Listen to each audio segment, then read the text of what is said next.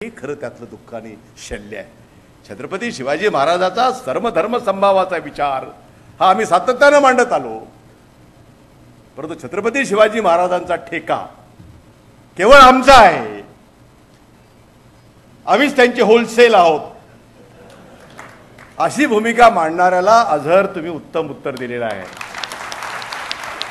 तुम्ही होलसेल जरी असला तरी मी सब एजंट आहे हे तुम्ही दाखवून दिलं. आणि मग छत्रपती हे केवळ एका विशिष्ट जाती जमातीचे नव्हे तर सर्व धर्म समभाव मांडणारा हा जाणता राजा ही भूमिका घेऊन हा आपण सुरू केलेला प्रयत्न याचं कौतुक. ज्यांचा विश्वास सर्व धर्म समभाव या संकल्पनेवर आहे ती माणसं तुमचं कौतुक केल्याशिवाय राहणार नाहीत हे मला आवर्जून या ठिकाणी आपल्याला सांगितलं पाहिजे. आणि म्हणून छत्रपती शिवाजी महाराजांची जयंती कधी असावी आणि कोणती असावी याच्यावरही वादविवाद झाले.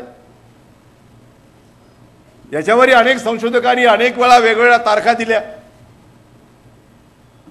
मला आनंद वाटतो की आमचे त्यावेळेसचे शिक्षण मंत्री कैलासवासी प्राध्यापक रामकृष्ण मोरे हे जेव्हा माझ्या पहिल्या मंत्रिमंडळामध्ये माझे शिक्षण मंत्री होते आणि मी मुख्यमंत्री होतो, त्यावेळा आम्ही कॅबिनेटने निर्णय घेतला आणि ठरवलं की सरकारच्या वतीनं जयंती साजरी जर करायची ती 19 फेब्रुवारीलाच ती आम्ही साजरी करू असा आम्ही निर्णय घेतला. आणि त्याप्रमाणे शासकीय सुट्टी आणि त्याप्रमाणे जुन्नरच्या आमच्या शिवनेरी किल्ल्यावर मुख्यमंत्री त्याचं प्रत्येक वर्षी त्या दिवशी जात असतात. तिथं जयंतीचा उत्सव साजरा होत असतो आणि ते करण्याचं काम आजही 19 तारखेला सुरू आहे. परंतु अनेकांना ही पण तारीख मान्य नाही आहे. अनेकांना छत्रपती म्हणजे आमचे तर आम्ही म्हणून त्यावा म्हणून काही लोक आज साजरी करत नाहीत. ते पंचांगाप्रमाणे जी येते ती तारीख ते शोधत असतात आणि पंचांग भक्त मंडळी त्या कामाला लागलेली असतात. आम्ही फक्त शासकीय कॅलेंडर मांडणारे लोक आहोत आणि शासकीय कॅलेंडरमध्ये जे आज आमच्या समोर आहे, आज आमची शासनाच्या वतीनं ही एकच तारीख राहील आणि त्याच तारखेला आम्ही साजरी करू. हा एक महत्त्वपूर्ण निर्णय हा माझ्या मुख्यमंत्रीपदाच्या कारकिर्दीमध्ये मला करता आला याचा सुद्धा मला मनापासून आनंद आहे.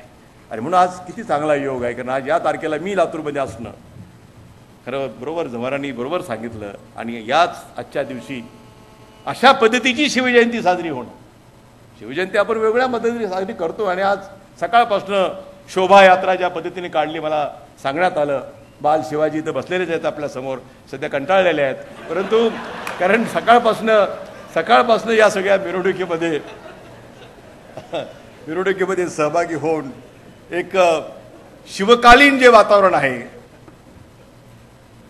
शिवशाही म्हणत नाही मी, शिवकालीन. कारण शिवशाही म्हटलं तर मग परत वेगळा अर्थ काही लोक काढते. पण शिवकालीन वातावरणाची निर्मिती आणि लातूरमध्ये एक वेगळं चैतन्याचं वातावरण आजच्या दिवशी आपण निर्माण केलं.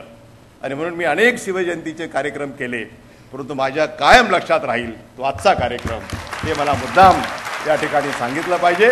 कारण छत्रपती शिवाजी महाराजांच्या विचाराला स्वीकार करून एक सर्व धर्म समभाव ही भावना लोकांच्यापर्यंत पोहोचवण्याचं काम आणि छत्रपती खऱ्या अर्थानं जगापुढे नेण्याचं काम जर कोणी केलं असेल तर ते अझर शेख यांनी केलेलं आहे. ही आठवण